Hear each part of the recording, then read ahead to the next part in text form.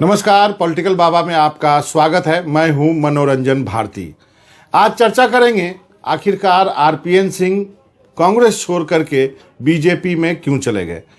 मैं आपको बता दूं कि भले ही आरपीएन सिंह आज बीजेपी में शामिल हुए हैं, लेकिन उनके बीजेपी में जाने की चर्चा कई महीनों से चल रही थी। कहा यह जा रहा था और हम लोग लगातार ये बात सुन रहे थे, क्योंकि हम लोग जो हैं इस प्रोफेशन में हैं कि हमें ऐसी खबरें मिलती रहती है। कहा यह जा रहा था कि आरपीएन जो है इस विधानसभा चुनाव तक कहीं नहीं जाएंगे, वो इंतज़ार करेंगे। वो ये देखना चाहते थे कि आखिरकार इस विधानसभा चुनाव में बीजेपी कैसा प्रदर्शन करती है। लेकिन हुआ क्या, इसी बीच में जिस ढंग से बीजेपी के पिछड़े नेताओं का समाजवादी पार्टी में जाना हुआ, उससे बीजेपी थोड़ा पैनिक कर गई। और सबसे बड़ा नाम जो इसमें था वो था स्वामी प्रसाद मौर्य के। स्वामी प्रसाद मौर्य के जाने के बाद जिस ढंग से दारा सिंह चले गए और बाकी नेता चले गए, उससे बीजेपी की छवि जो है वो पिछड़ा विरोधी बननी शुरू हो गई। ऐसे में बीजेपी ने रणनीति बनाई कि जो काम उन्होंने बाद के लिए छोड़ रखा था उसको उन्होंने प्रीपोन किया, उसको उन्होंने जल्दी करना शुरू किया। और इसी कड़ी में आरपीएन सिंह का नाम आया। अब देखिए, आरपीएन सिंह भी वहीं से आते हैं जहां से स्वामी प्रसाद मौर्य आते हैं। दोनों के बीच जो है वो चुनावी जंग चलती रहती है। जब एक बार ही आरपीएन सिंह सांसद बने हैं, लेकिन उस बार भी उन्होंने स्वामी प्रसाद मौर्य को हराया था। उस वक्त स्वामी प्रसाद मौर्य बीएसपी में थे। उसके बाद बीएसपी से स्वामी प्रसाद मौर्य बीजेपी में गए और अब समाजवादी पार्टी में चले गए। तो ये जो पिछड़ों की जो लड़ाई है, उस लड़ाई को लड़ने में बीजेपी पिछड़ते हुए नहीं दिखना चाह रही थी। बीजेपी के साथ ये भी दिक्कत था कि वो पूर्वांचल की लड़ाई भी काफ़ी मजबूती से लड़ना चाहती है। पडरौना पूर्वांचल में एक महत्वपूर्ण जगह है, गोरखपुर के नज़दीक है, कुशीनगर का इलाका है। वो गोरखपुर जो आपको मालूम है कि वहाँ से मुख्यमंत्री योगी आदित्यनाथ चुनाव लड़ रहे हैं। ऐसे में बीजेपी को इस बात का डर सता रहा था कि यदि पश्चिमी उत्तर प्रदेश में यदि बीजेपी को इस बात का डर था कि यदि वहाँ पे उनकी टैली कम होती है तो उसकी भरपाई कहाँ से की जाएगी।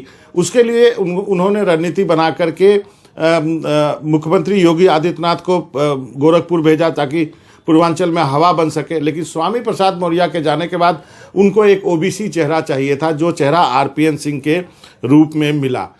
यह था बीजेपी का गेम प्लान। अब आप पूछेंगे कि इसमें आरपीएन सिंह को क्या मिला। जी हाँ, ये बहुत लाजमी सवाल है।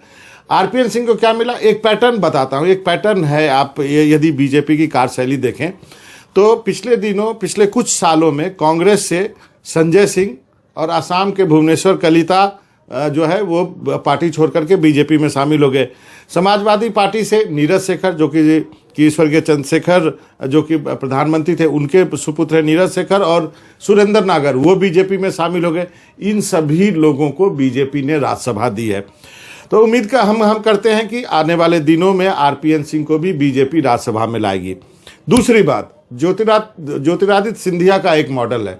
ज्योतिरादित्य सिंधिया बीजेपी में आए तो उनको एक काम दिया गया। उनको ये काम दिया गया कि आप मध्य प्रदेश में जो है वो सरकार गिराइए कांग्रेस की और बीजेपी की सरकार बनाइए, तो हम आपको इनाम के तौर पे मंत्री बनाएंगे। क्या कुछ ऐसा ही काम जो है वो आरपीएन सिंह को दिया गया है? क्योंकि आरपीएन सिंह झारखंड में कांग्रेस के महासचिव रह चुके हैं, तो वो झारखंड की सरकार गिरा दें और उनको इनाम के रूप में जो है उनको केंद्र में मंत्री बना दिया जाए। ऐसा संभव हो सकता है। लेकिन सबसे बड़ा सवाल ये है कि हाल के दिनों में ज्योतिरादित्य सिंधिया, जितिन प्रसाद, अब आरपीएन सिंह, उसके पहले सुष्मिता देव, अशोक तंवर और प्रियंका चतुर्वेदी जैसे नेता कांग्रेस छोड़ के क्यों गए। निश्चित रूप से ये कांग्रेस लीडरशिप पर अपने आप में एक टिप्पणी है। ये सभी जो युवा चेहरे जिसको लोग कहते हैं कि इनको कुछ मिला या नहीं मिला, देखिए मिला तो बहुत कुछ, क्योंकि इन सभी युवा चेहरों को कांग्रेस ने अपने समय में मंत्री बनाया था। एक समय आपको बता दूं कि सभी मंत्री थे, ज्योतिरादित्य सिंधिया, जितिन प्रसाद, सचिन पायलट, मिलिंद देवड़ा, आरपीएन सिंह, सभी लोग मंत्री थे, सभी को मंत्री पद दिया। दूसरे, इन सभी लोगों में एक समानता है। ये सभी लोग जो हैं एक राजनीतिक विरासत की उपज है। इनके पिता जो है वो कांग्रेस में कद्दावर नेता हुआ करते थे और उनके ना रहने के बाद ये लोग राजनीति में आए और इनको कांग्रेस ने पुरस्कृत किया। कोई 40 साल की उम्र में सांसद बन गया, कोई 35 साल की उम्र में, आरपीएन सिंह 42 साल की उम्र में विधायक बन गए थे, उसके बाद मंत्री बनाए गए। तो अब सबसे बड़ा सवाल है कि ये सारे लोग छोड़ के क्यों जा रहे हैं। अब इसका जवाब जो है वो कांग्रेस को ढूंढना पड़ेगा। इन सभी लोगों को लगता होगा शायद कि कांग्रेस उस ढंग से पुनर्जीवित नहीं हो पाएगी जैसा कि ये शायद उम्मीद कर रहे थे। खासकर उत्तर प्रदेश में तो शायद इनको लगता होगा कि पार्टी का कोई भविष्य ही नहीं है, तो आखिर ये क्यों ना अपना भविष्य तलाशें। आखिर राजनीति में आए हैं, मलाई खाने आए हैं, तो मलाई खाने से आप इनको क्यों रोक रहे हैं। और यदि कोई नेता है, कोई साधु की जमात तो है नहीं, तो ऐसे में उनको लगता है कि जहाँ पे अच्छा भविष्य हो वहाँ जाना चाहिए। लेकिन इससे कांग्रेस नेतृत्व नहीं बच सकता है ये कहते हुए कि ये मेहनत नहीं करना चाहते हैं, ये अपने पिता के विरासत पे आए हैं, ये एक ठाठ की राजनीति करना चाहते हैं, ये जो है ज़मीन पे नहीं उतरना चाहते हैं, ये धरना नहीं करना चाहते हैं, ये ग्रासरूट लेवल से आए ऊपर नहीं उठे। ये सब जो है वो तर्क नहीं चलेगा।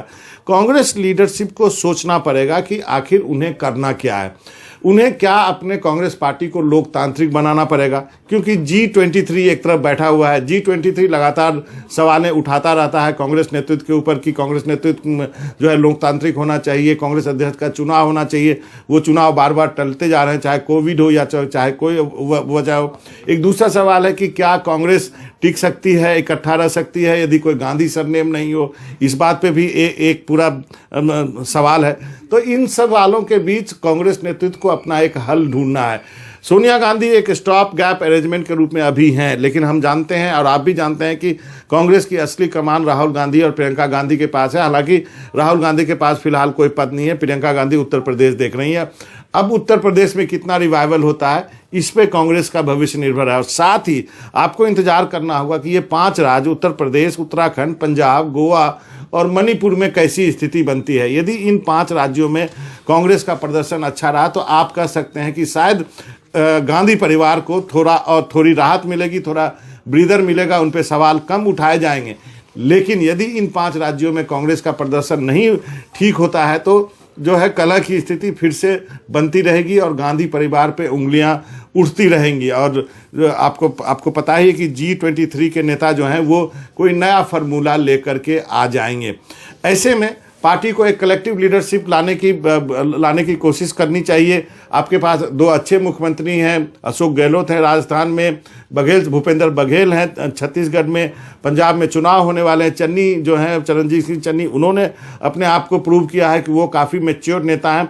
तो क्या उन सबको दिल्ली ला करके या इनके साथ बातचीत करके एक मंथन पार्टी को करना चाहिए जिसमें जो युवा बच गए हैं, चाहे वो सचिन पायलट हैं, मिलिंद देवरा हैं, बाकी लोग जो हैं उन सबको भी साथ में लेकर चलने की एक ऐसी रणनीति बनानी चाहिए जिससे कि बुजुर्ग नेता भी रहें, मिडिल एज के नेता भी रहें और ये जो कथित रूप से युवा नेता है 40+50 के आसपास हैं ये भी रहें और पार्टी एक ढंग से खड़ी हो सके। क्योंकि अब पार्टी के पास वक्त कम है। इन 5 राज्यों के चुनाव के नतीजे ही तय कर देंगे कि कांग्रेस पार्टी का भविष्य क्या होगा। गांधी परिवार पे सवाल चिन्ह उठेंगे या नहीं उठेंगे और उसके बाद जो है अगला चुनाव जो है वो 2024 का जो होने वाला है उसके लिए कांग्रेस को तैयारी करनी पड़ेगी। और यदि 2024 में कांग्रेस अच्छा नहीं कर पाती है तो निश्चित रूप से आप कह सकते हैं कि कांग्रेस के वजूद पर एक सवालिया निशान खड़ा हो जाएगा। तो RPN सिंह का जाना महज एक इत्तेफाक या कहें कि पूर्वी उत्तर प्रदेश में स्वामी प्रसाद मौर्य की भरपाई के रूप में नहीं देखा जाना चाहिए। ये एक ऐसी बीमारी है जो कांग्रेस में चली आ रही है और उसको कांग्रेस नेतृत्व को, राहुल गांधी को, प्रियंका गांधी को एक जो है सीरियसली लेने की ज़रूरत है, वरना उनके नेतृत्व पर सवालिया निशान लगा रहेगा। पॉलिटिकल बाबा में आज इतना ही। कल कोई नई टॉपिक होगी उस पर बात करेंगे। शुक्रिया।